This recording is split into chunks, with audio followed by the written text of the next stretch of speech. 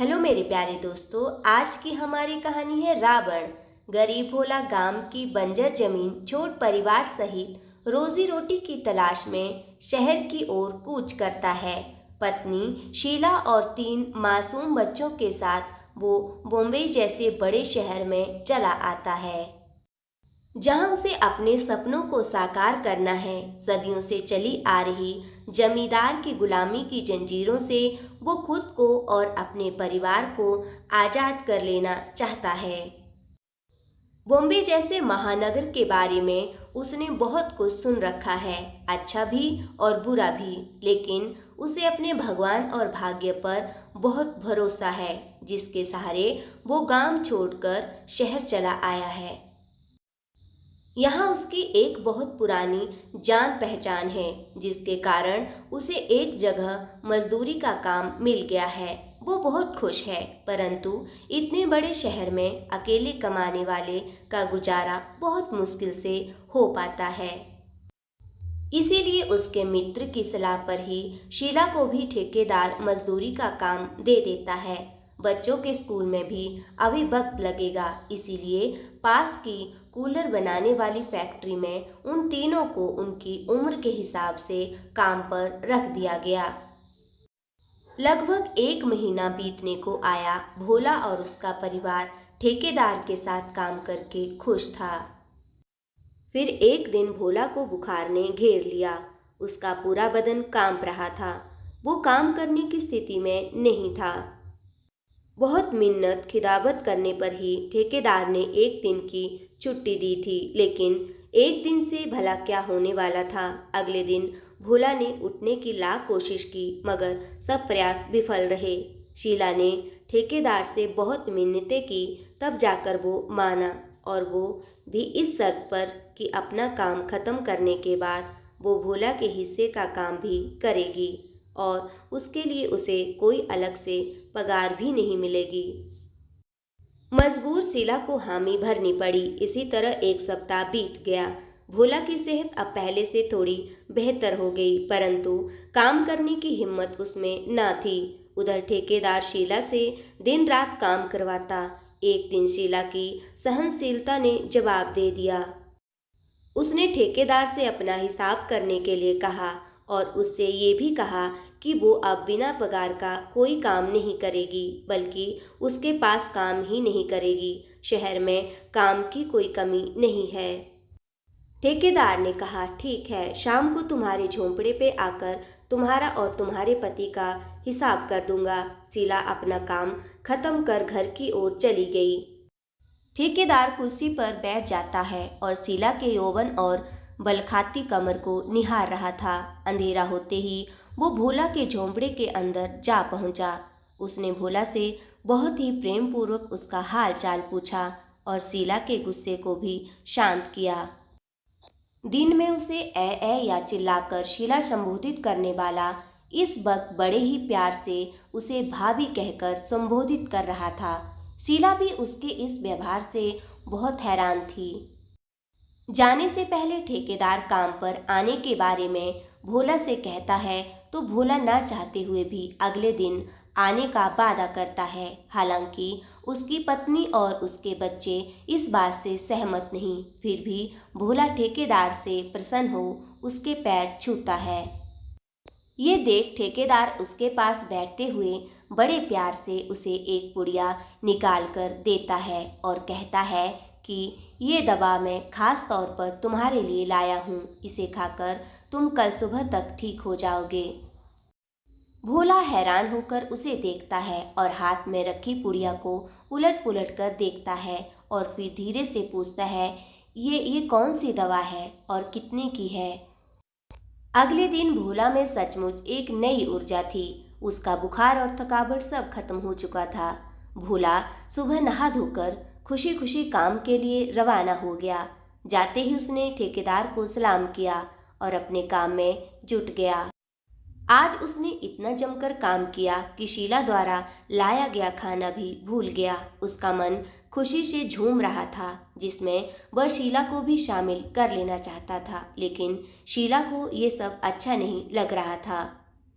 लेकिन शाम होते होते भोला की तबीयत फिर बिगड़ने लगी। उसे कमजोरी और आलस ने फिर से घेर लिया। उसकी पूरी रातें करवट बदलते हुए निकली। आज की सुबह कल से कुछ अलग थी। भोला कल की तरह ही काम करना चाहता था, लेकिन संभव नहीं हो पा रहा था। ठेकेदार अभी तक नहीं आया था और इधर उसके इंतजार में नजरें बिछाए धीरे धीरे अपना काम कर रहा था। कुछ देर बाद ठेकेदार की कड़क आवाज सुनाई देती है, जल्दी जल्दी हाथ चलाओ वरना पगार का पैसा नहीं मिलेगा। भोला काम छोड़कर ठेकेदार के पास जाता है और उसे कहता है कि कल वाली दवा की एक पुड़िया अगर आज भी मिल जाती तो गरीब का भला हो जाता साहब। ठेकेदार उसकी आंखों में देखकर धीरे से मुस्कुराया और कहने लगा, देखो भोला, इस महंगाई के जमाने में भी हम तुम्हारी मदद केवल इसीलिए कर रहे हैं क्योंकि तुम अच्छे आदमी हो। इस बीच भोला बड़ी विनम्रता से उसे देखता रहता है। ठेकेदार अपनी बात जारी रखते हुए कहता है, फिर भी न जाने तुम्हारी पत्नी, मेरा मतलब है शीला भाभी, मुझसे खपा रहती है। अब काम का मामला है, थोड़ा बहुत यूं ऊपर नीचे कहना ही पड़ता है। अब इसमें बुरा मानने की क्या बात है। अपनी बात पूरी करते ही पुड़िया उसके हाथ में थमा देता है। पुड़िया लेकर भोला खुश होते हुए कहता है, नादान है, थोड़ी सरफिरी है साहब, मैं उसे समझाऊंगा, समझ जाएगी। आप नाराज ना हो। कहकर भोला अपने काम में जुट जाता है और शीला भी अपना काम बखूबी निपटा रही है। इसी तरह दिन बीतते रहे।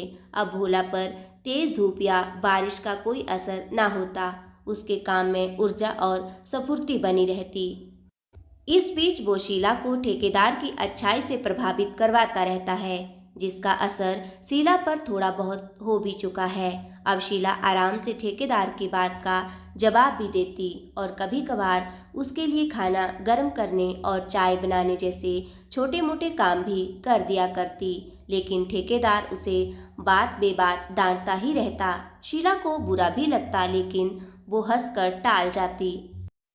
एक महीना बीतने को आया। आज पगार का दिन है। भोला को उसकी तय की गई पगार से आधी पगार मिली है। भोला ने हैरान होकर प्रश्न भरी नजरों से ठेकेदार की ओर देखा तो ठेकेदार ने कहा कि ये जो रोज की पुड़िया तुम खाते हो उसके पैसे मैं थोड़े ही भरूंगा। ये तो तुम्हारी दवा है, तुम्ही को खरीदनी है। क्या क्या नहीं सोचा था भोला ने। पगार मिलते ही बच्चों का स्कूल में दाखिला करवाऊंगा, लेकिन पगार तो ना के बराबर है। शीला की पगार से तो मात्र घर का खर्च ही चल पाता है। नहीं नहीं, मैं ठेकेदार से अवश्य बात करूंगा। वो अच्छा आदमी है, मेरी बात को जरूर समझेगा। ये सोचकर वो ठेकेदार के पास जाता है। ठेकेदार उसकी समस्या को सुनकर भी अनसुना करते हुए कहता है कि क्या करेगा बच्चों को पढ़ाकर, कोई नौकरी तो मिलने वाली है नहीं। काम तो अंत में अपने ये दो हाथों की कमाई ही आनी है। जिस तरह तुम जी रहे हो वो भी जी लेगा, इसीलिए ज्यादा फिक्र करने की जरूरत नहीं है। लेकिन भोला अपने बच्चों का वास्ता देकर कहता है कि आपके द्वारा दिया गया एक एक पैसा मैं चुकता कर दूंगा, बस मेरे बेटे का एडमिशन स्कूल में करवा दीजिए। ठेकेदार उसकी बात सुनकर कुछ सोच में पड़ जाता है और जल्द ही कुछ करने का आश्वासन देता है। अगले दिन ठेकेदार भोला को अपने पास बुलाता है और कहता है कि मैं रुपए तो तुम्हें उधार दे दूं, लेकिन सोच रहा हूं कि वापस चुकाने में तुम्हें बहुत मशक्कत करनी पड़ेगी। भोला हाथ जोड़कर कहता है, कोई बात नहीं साहब, मैं मरते दम तक काम करता रहूंगा और आपकी उधारी चुकता कर दूंगा, बस मेरे महेश का स्कूल में दाखिला हो जाए। आप कहें तो मैं अलग से और काम करने को भी तैयार हूँ। भोला ने लगभग हाथ जोड़ते हुए कहा, अरे नहीं रे भोला, तुम कितना काम करोगे। हाँ, एक काम हो सकता है, तुम शीला से कहे शाम को मेरे घर पे खाना बनाना तथा कुछ अन्य छोटे बड़े काम कर दिया करें। बदले में मैं तुम लोगों की मदद कर दिया करूँगा और दवाई तो तुम ले ही रहे हो, ठीक है। आश्वस्त होकर भोला घर की तरफ चल दिया और वहां पहुंचकर सारी बात शीला को बता दी।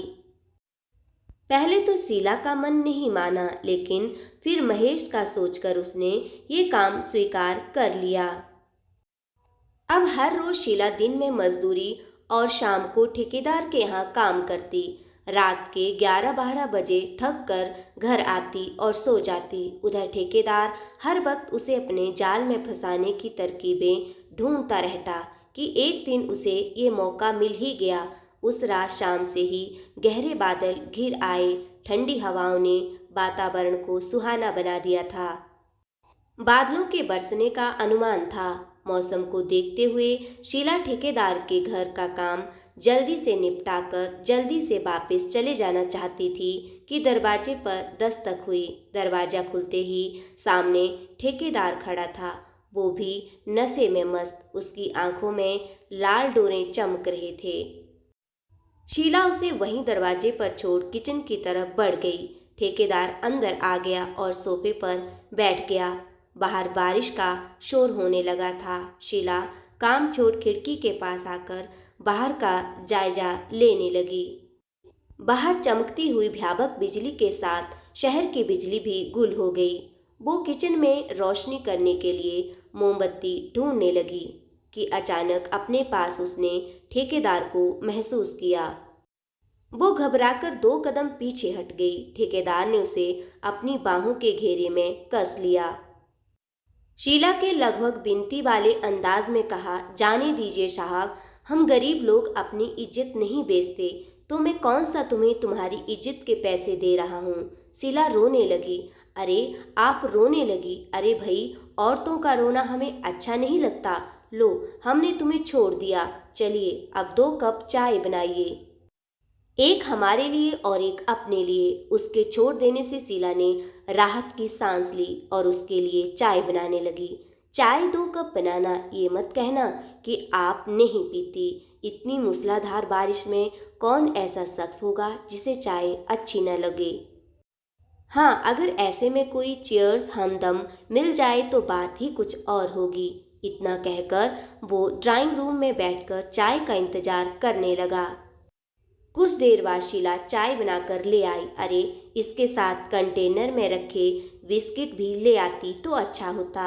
शीला चाय वहीं रखकर किचन से बिस्किट लाती है। ठेकेदार की चाय टेबल पर रखकर वहीं पास में नीचे बैठकर वो कप उठा लेती है, जो पहले से ही टेबल के एक कोने पर उसके लिए रख दिया गया था।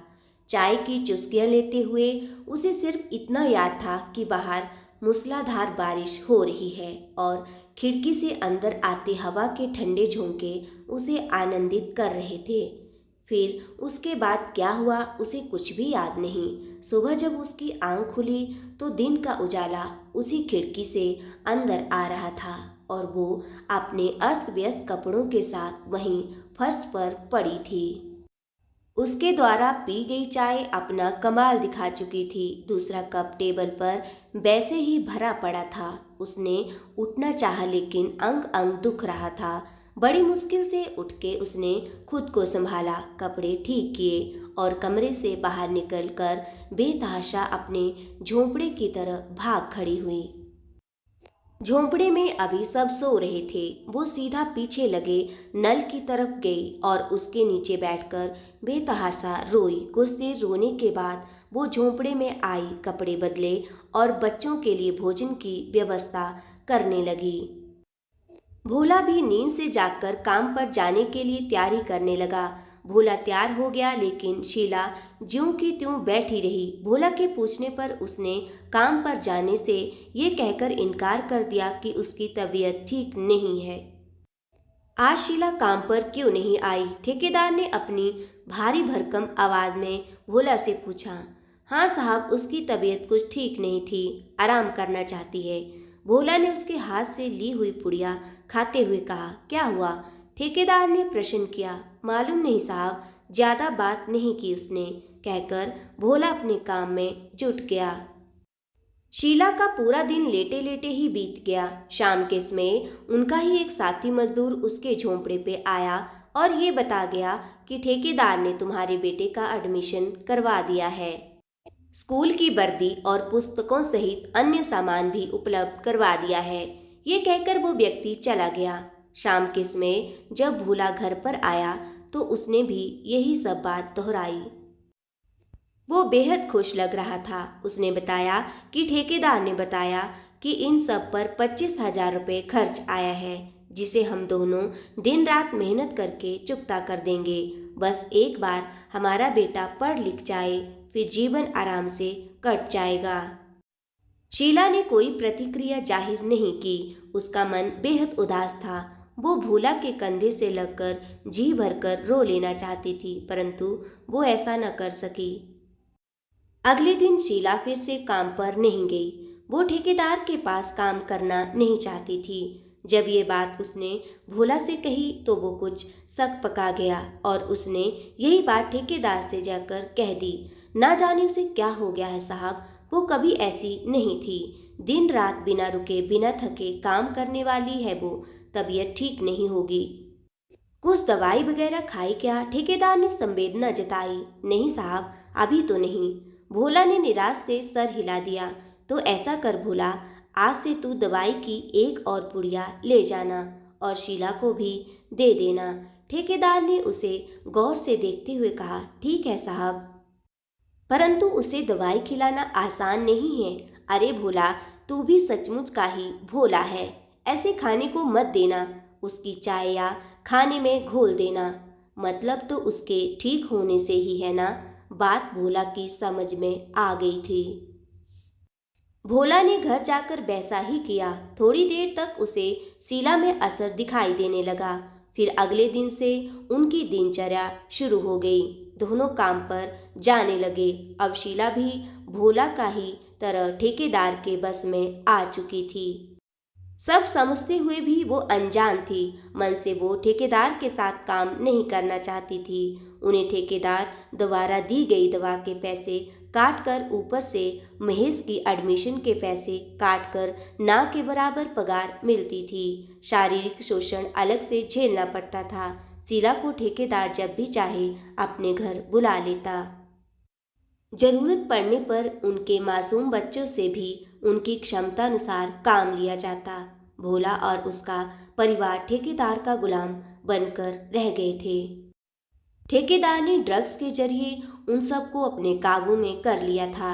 एक वो ही नहीं, और भी ऐसे बहुत से लोग ठेकेदार के नीचे काम कर रहे थे, जिन्हें वो ना के बराबर पगार देता था तो बस एक पुड़िया, जो एक अच्छे भले इंसान को उसका गुलाम बना देती है। एक शाम भोला अपने झोंपड़े में बैठा सोच रहा था कि गांव से जमींदार की गुलामी छोड़कर शहर आया था एक स्वतंत्र और अच्छा जीवन जीने के लिए। लेकिन मुझे क्या पता था कि गुलामी के रूप भी अलग अलग हैं। आज वो बिन पैसे भी ठेकेदार की चाकरी करने को तैयार है। आज विजयदशमी के दिन भी वो अपने बच्चों को नए कपड़े और खिलौने लेकर नहीं दे पाया। बाहर पटाखों के फूटने की आवाजें आ रही हैं। उसका छोटा बेटा भागता हुआ अंदर आता है और कहता है, माँ बाबा चलो ना बाहर देखो, रावण जल रहा है, रावण मर रहा है। भोला एक लंबी सांस खींचकर कहता है, नहीं बेटा, रावण तो आज भी जिंदा है और तब तक रहेगा जब तक इस दुनिया में गरीबी, बेरोजगारी और मजबूरी रहेगी। आदमी आदमी का गुलाम रहेगा, छल कपट रहेगा, तब तक रावण भी रहेगा, कहकर भोला अपनी आंखों में आंसू पोंछता है। हेलो मेरे प्यारे दोस्तों, आपको हमारी ये कहानी कैसी लगी? आप कमेंट करके हमें ज़रूर बता सकते हैं और आप हमारे चैनल शिवांगी ठाकुर की आवाज़ में सब्सक्राइब, लाइक, शेयर करना ना भूलें। धन्यवाद।